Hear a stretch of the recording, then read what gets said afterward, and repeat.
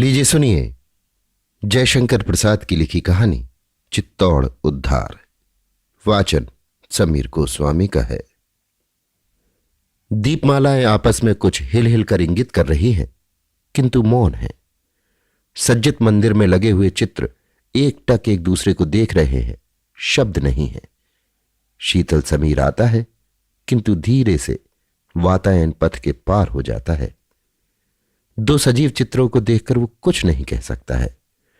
पर्यंक पर भाग्यशाली मस्तक उन्नत किए हुए चुपचाप बैठा हुआ युवक स्वर्ण पुतली की ओर देख रहा है, जो कोने में निर्वात दीपशिखा की तरह प्रकोष्ठ को आलोकित किए हुए है।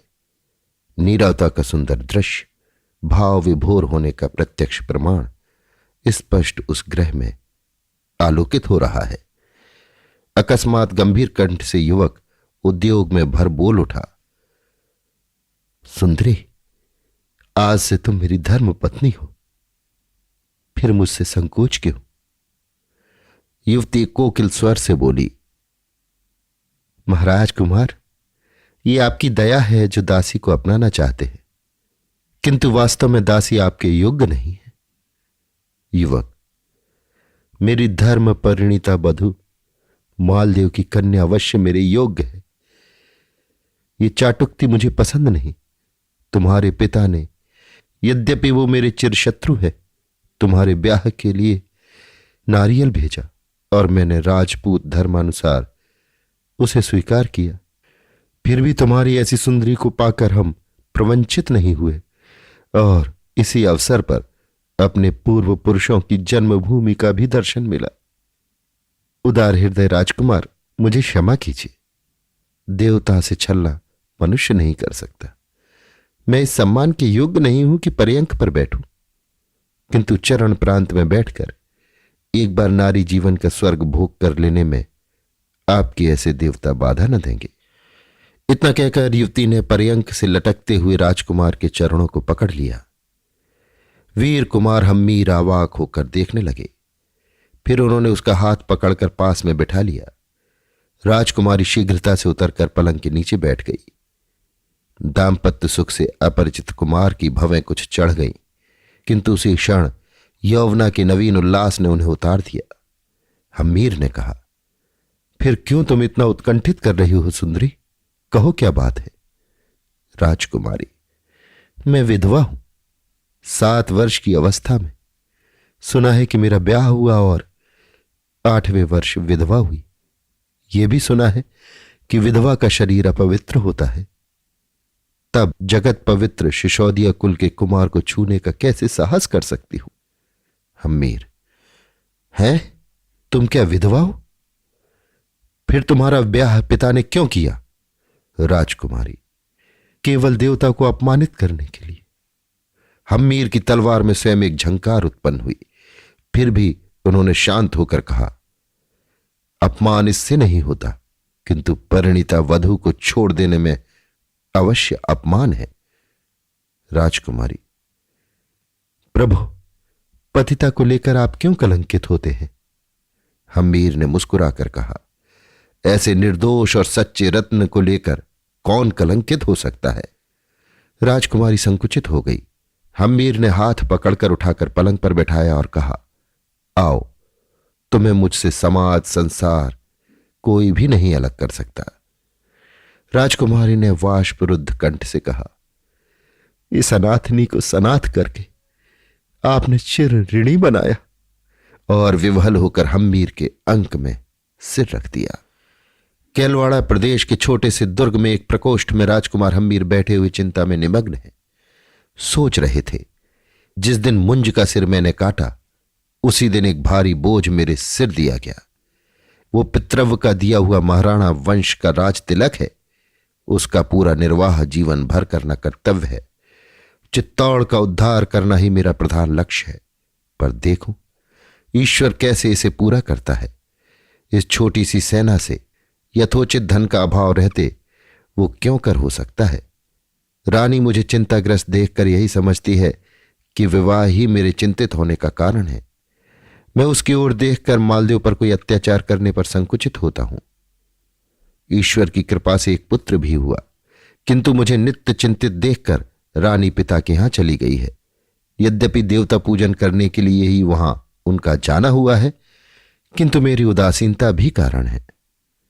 भगवान एकलिंगेश्वर कैसे इस दुस्साध्य कार्य को पूर्ण करते हैं, ये वही जाने। इसी तरह की अनेक विचार तरंगे मानस में उठ रही थी। संध्या की शोभा सामने की गिरी श्रेणी पर अपनी लीला दिखा रही है, किंतु चिंतित हम्मीर को उसका आनंद नहीं। देखते देखते अंधकार ने गिरी प्रदेश को ढक लिया। हम्मीर उठे। वैसे ही द्वारपाल ने आकर कहा, महाराज विजयी हो। चित्तौड़ से एक सैनिक महारानी का भेजा हुआ आया है। थोड़ी देर में सैनिक लाया गया और अभिवादन करने के बाद उसने एक पत्र हम्मीर के हाथ में दिया। हम्मीर ने उसे लेकर सैनिक को विदा किया और पत्र पढ़ने लगे। प्राणनाथ, जीवन सर्वस्व के चरणों में कोटिशाह प्रणाम। देव, आपकी कृपा ही मेरे लिए कुशल है। मुझे यहां आए इतने दिन हुए, किंतु एक बार भी आपने पूछा नहीं। इतनी उदासीनता क्यों? क्या साहस में भरकर जो मुझे आपने स्वीकार किया उसका प्रतिकार कर रहे? देवता, ऐसा ना चाहिए। मेरा अपराध ही क्या? मैं आपका चिंतित मुख नहीं देख सकती, इसलिए कुछ दिनों के लिए यहां चली आई हूं, किंतु बिना उस मुख के देखे भी शांति नहीं। अब कहिए क्या करूं?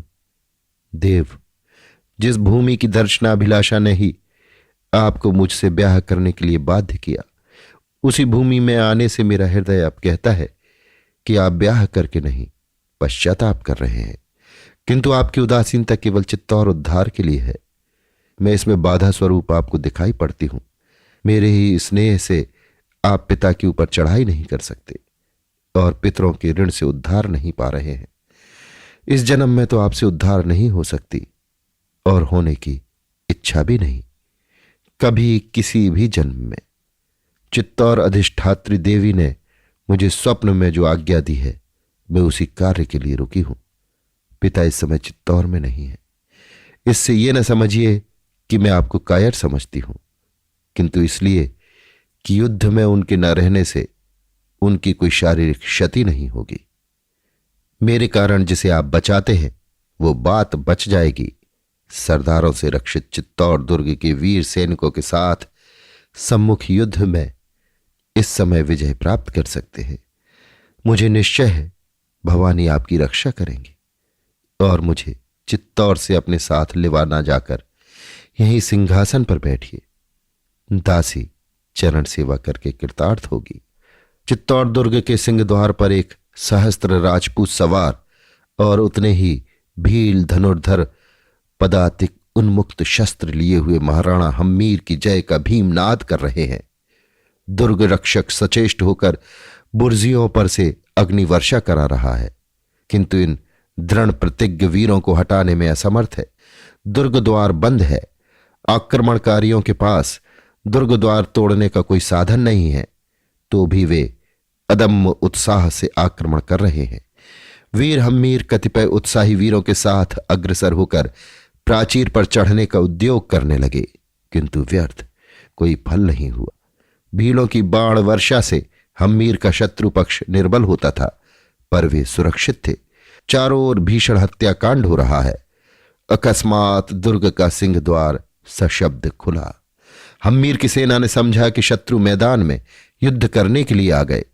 बड़े उल्लास से आक्रमण किया, किंतु देखते हैं तो सामने 100 शतराणियां हाथ में तलवार लिए हुए दुर्ग के भीतर खड़ी हैं। हम्मीर पहले तो संकुचित हुए, फिर जब देखा कि स्वयं राजकुमार ही उन शतराणियों की नेत्री है और उनके हाथ में भी तलवार है, तो वो आगे बढ़े। राजकुमारी ने प्रणाम करके तलवार महाराणा के हाथों में दे दी। राजपूतों ने भीमनाथ के साथ एक लिंग की जय घोषित किया। वीर हम्मीर अग्रसर नहीं हो रहे हैं। दुर्ग से रक्षक ससैन्य उसी स्थान पर आ गया, किंतु वहां का दृश्य देखकर वो भी अवाक हो गया। हम्मीर ने कहा, सेनापति, मैं इस तरह दुर्ग अधिकार पा तुम्हें बंदी नहीं करना चाहता। तुम ससैन्य स्वतंत्र हो, यदि इच्छा हो तो युद्ध करो। चित्तौड़ दुर्ग राणा वंश का है, यदि हमारा होगा तो एक लिंग भगवान की कृपा से उसे हम हस्तगत करेंगे ही। दुर्ग रक्षक ने कुछ सोचकर कहा, भगवान की इच्छा है कि आपको पैतृक दुर्ग मिले, उसे कौन रोक सकता है। संभव है कि इसमें राजपूतों की भलाई हो, इससे बंधुओं का रक्तपात हम नहीं कराना चाहते। आपको चित्तौड़ का सिंहासन सुखद हो, देश की श्री वृद्धि हो, हिंदुओं का सूर्य मेवाड़ गगन में एक बार फिर उदित हो। भील राजपूत शत्रुओं ने मिलकर महाराणा का जयनाद किया, दुदुम्भी बज उठी। मंगल गान के साथ सपत्निक हम्मीर पैतृक सिंहासन पर आसीन हुए।